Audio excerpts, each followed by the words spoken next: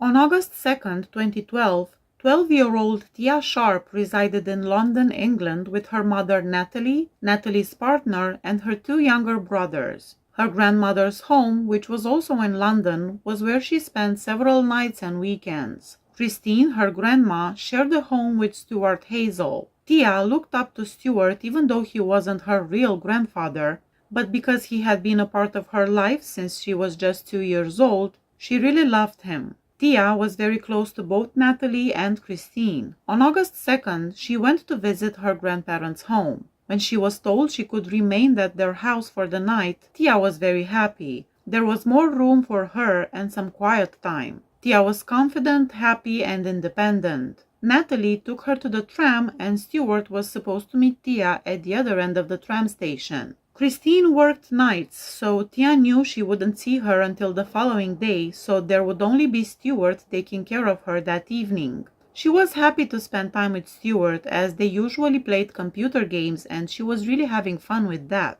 As planned, Stuart met Tia at the tram stop, and surveillance video shows Tia and Stuart shopping for groceries at a nearby supermarket. Later that evening, Christine called to check on things, and everything was okay. Christine returned home from her night job the following day, August 3rd, 2012, but Tia wasn't there. That didn't really seem out of the ordinary. Stuart told Christine that Tia went to town. She left the house to catch a bus around noon because she needed new shoes. Christine was a little worried when Tia was still absent at home at 6 o'clock that evening. She had been gone for a very long time. She called Natalie to see if she had heard from Tia that day, but Natalie hadn't.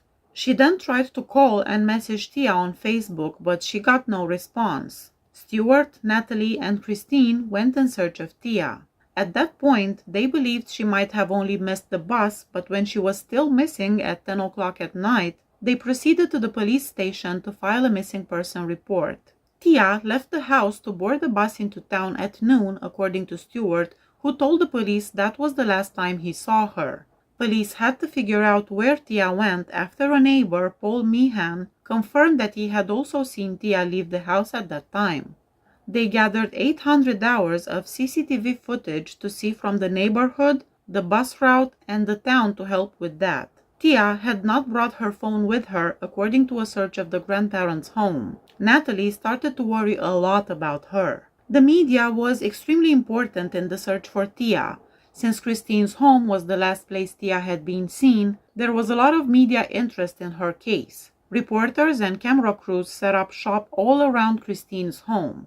Tia's uncle made a public plea for her safe return on television as well. Numerous calls were made to the police reporting possible sightings of Tia. Sadly, none of the sightings were really of Tia. Every night, search teams led by Christine, Stuart, and Natalie went out looking for the little girl. However, she was nowhere to be found. In the days that followed, Tia was sought after by the police, the media, the general public, and her family. The odd thing about the case was that no sightings of Tia on August 3rd were found on the CCTV tapes that investigators reviewed. Some began to doubt Stuart's account of what happened as a result. In an effort to clear his name and stop the rumors, Stuart called the TV station to request an interview because he was furious that people had questioned him. When I read about this, it gave me Letitia Stouch vibes. Tell me a little bit about Tia's life. I mean, is she a happy girl? Is she jolly? Has she got any problems? No, she's got no problems at all. She's a happy-go-lucky golden angel. You know what I mean? She's perfect.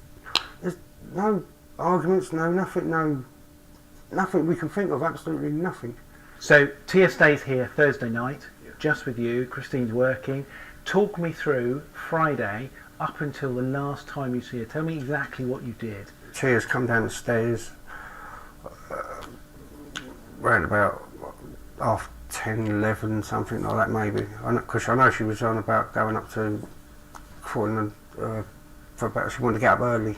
She picked up your mum's DS up, played the DS for a little while. I said, well, we're going to have some breakfast. So I made her some toast, and she had toast, and then she wanted a sausage roll because she's always eating sausage rolls. Basically, then she was sitting there. She doesn't take her washing up out, so I took her washing up out. Just started doing little bit of washing up in the kitchen. She was in there. She was telling me what she was doing, but I weren't really logging it into my head. I didn't. Do you know what I mean? You know, like the kids, they talk to you. It goes in one ear, stays there for a second, and it goes out. You know what I mean? As I was hoovering, then she walked out. She walked past me from the front room to go out, and she walked out the front door. That is all I know. And she left her phone on charge because I told her to sit there and leave her phone on charge. I didn't mean leave it on charge because what's Tia doing? She plays on the BB thing, but then she uses it as it's charging, so there's no charge going through to it. So when I said to her, just leave your phone on charge, it means leave her phone on charge, not use it, let it charge up a bit, then you can actually take it with you or whatever, because she's been responsible to go to Croydon before. She's been responsible to go on trains and buses and trams and everything before on her own. So when she walked past you and out to the door, did she say anything? She said, goodbye. Well, I said, well, make sure you're back at 6. She went, yeah. And that was it, and then the door closed and she walks out. I don't take precise times and things like that, but when she walked out that door, I know damn well it was 12:10. I called into my clock, because as I was hoovering up the dog's mess by my kitchen, I look up and I've got a great big clock in front of me on the cooker which says 12:10. Now listen, you've been living in house arrest, Basically, almost, for the last 7 days almost now. How's that been? Oh, it's been horrible. It's been horrible. Do you know what I mean? The family's... We're stuck inside here, do you know what I mean? We've got all the papers outside, all putting accusations down, and they asked me stupid questions yesterday, like, oh, did you do anything? I said, well, no, I didn't. Excuse my language, but no, I didn't. I'd never think of that. I'd loved her to bits. She's like my own daughter, for God's sake. We had that sort of relationship. It was that sort of thing. It was just, you know, she wanted it, she got it. She's got a loving home. She's never gone without anything, so I can't work it out. What the hell's going on? They're all out there. They want to report the truth. So do you feel under pressure? Do you feel that perhaps the people are looking at you? Well, if they believe what they read in the papers, they can do whatever they like. Because I know deep down in my heart that Tia walked out of my house. She walked out there, and I know damn well because she was seen walking down the pathway. I know she made that track down to that way. What happened after that is I don't know. On August 9, Christine noticed a strong smell in her home just 1 day after the interview. She searched for the cause but couldn't identify its source. Early that morning, Stuart left to get a newspaper from the store. Christine was informed by police that her home will be searched one more on that day. The residence has been verified 4 times before this. This time, however, they made a tragic finding and managed to identify the source of the strong odor. They discovered a body wrapped in a bed sheet and trash bags in the loft. A bag containing clothes as well as a set of damaged glasses were also discovered. Even though the body was severely decomposed, dental records allowed for the identification of Tia Sharp. There was skepticism when it was revealed that Tia's body had been discovered at her grandmother's home. Nobody could believe that nothing had been found for such a long time, despite police scouring the area several times prior to that day. This was the consequence of human error, according to the police. The investigators understood that Stuart had lied about Tia's departure from the residence on August 3rd. They just needed to figure out what was he hiding and why. The public was asked for assistance in locating him. Fortunately, everyone knew who Stuart was and what he looked like thanks to the media interview. He was discovered drunk in a park. With Stuart in their possession, the police needed to determine whether or not he was involved in Tia's murder, and if so, whether he did it alone or if Christine was part of it too.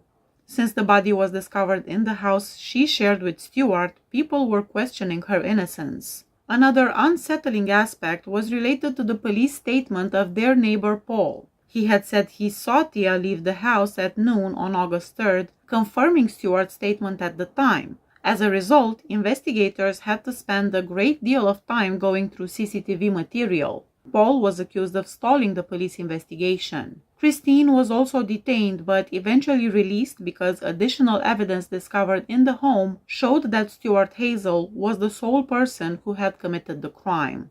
Although it was thought that Tia was killed late on August 2nd or early on August 3rd, her body was not discovered until the 10th of that month, and by the time it was, It had become severely decomposed due to the length of time it had been left in the loft and the heat of the summer. The cause of death was believed to be smothering.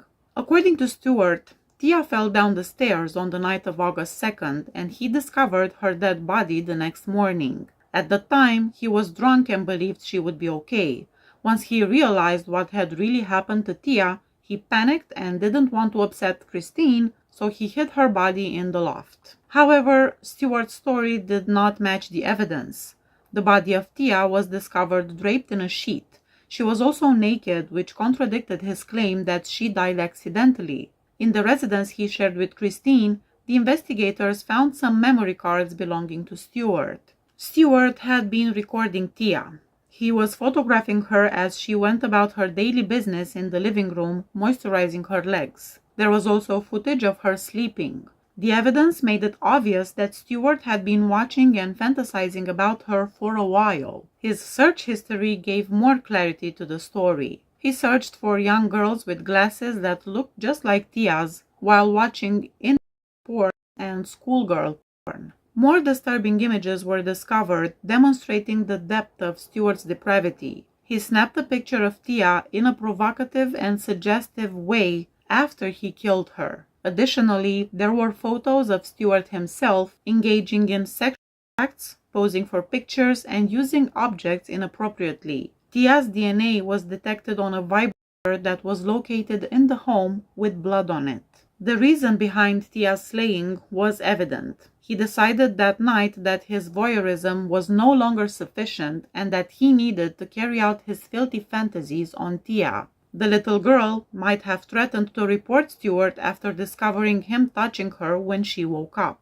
Just 5 days into the trial, Stuart changed his plea from not guilty to guilty of killing Tia. Tia Sharp's family, her mother Natalie and grandmother Christine Bicknell, Hazell's former partner, had to endure that appalling evidence. Videos Hazell had taken of Tia Sharp when she was sleeping, the toy with her blood on it, the indecent photograph he took of her after he'd killed her, the searches for child pornography and incest on his mobile phone. Tia Sharp's father said hearing what Hazell did to his daughter shattered his heart. Hazell will be sentenced tomorrow. In my opinion, it will not be enough. He should serve his time, then be hung. The police say Stuart Hazell must be removed from society. Hazell is a violent and dangerous man who poses a significant risk to young girls. It's only proper he will receive a long prison sentence. Hazell hid Tia Sharp's body in the loft, tightly bound in a bedsheet and bin bags. He was calculating, organised. He also put a bag up there containing some of Tia's clothes, which he would tell everyone she was wearing when he last saw her. He lied to his partner, Christine Bicknell, telling her granddaughter had gone shopping for sandals and not come home. He lied to the police, playing the grieving granddad, desperate to find Tia. He sat on the sofa while Tia's body was in the loft and lied. I know deep down in my heart that Tia walked out of my house. She walked out there, and I know damn well because she was seen walking down the pathway. I know she made that track down to that way. What happened after that is I don't know. For 8 days he had everyone believing Tia Sharp was missing. The police searched the loft twice but failed to find her. The media outside Stuart Hazell's front door meant he couldn't move the body. After a week, the smell led to Tia's discovery, and Hazell was arrested. People on the estate knew him as a nasty, violent man. Neighbours are relieved Hazell's finally admitted what he did to Tia Sharp. Glad, and I'm glad he finally pleaded guilty, and I hope they put him away for life at least. Put him away for life and he should never be released. In a court statement, Tia's mother, Natalie Sharp, described wanting to hurt Stuart Hazell.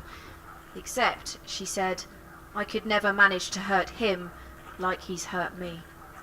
He received a life sentence with a minimum requirement of 38 years in prison. When the sentence was handed down, there were gasps from the public gallery. Tia's family was sobbing loudly, and as Hazell was sent down, there was the cry of beast from a man in the public gallery. Now, the judge said that he could have imposed a whole life tariff on Stuart Hazell, but to do that, he would have had to be absolutely sure that the murder itself was sexually motivated. He had no doubt, he said, that Hazell had sexually assaulted Tia Sharp, but he had to be sure that the murder itself was sexually motivated, and he was not sure. Now, in his sentencing remarks, he said to Hazell that Tia was a sparky girl who was full of life, but you took that life from her. All that lay ahead of her, a career, loves, and family of her own, will now never be. Now, after the sentence was handed down, Tia's mother, Natalie Sharp, left the court this morning. She was asked whether she believed that the sentence, whether she was happy with the sentence, to which she replied no. And an uncle of Tia also said that this sentence should have been longer. Now, Stuart Hazell will spend at least 38 years in prison. He will then be released on licence, which means he could be returned at any point as long as he lives. Although it is obvious that many people in Tia's life made mistakes, Stuart was the one who let her down the most. Since she was just 2 years old, he had been a part of her life and she adored him. Initially, Stuart had a brief relationship with Tia's mother, Natalie, before starting to see Christine. A while before meeting the family, he had 30 prior offenses and 3 prior incarcerations. However, none of his offenses, dealing, assault, and possession of a machete, proved that he was a child molester. Please hit that subscribe button if you like my channel. See you next time. Bye bye.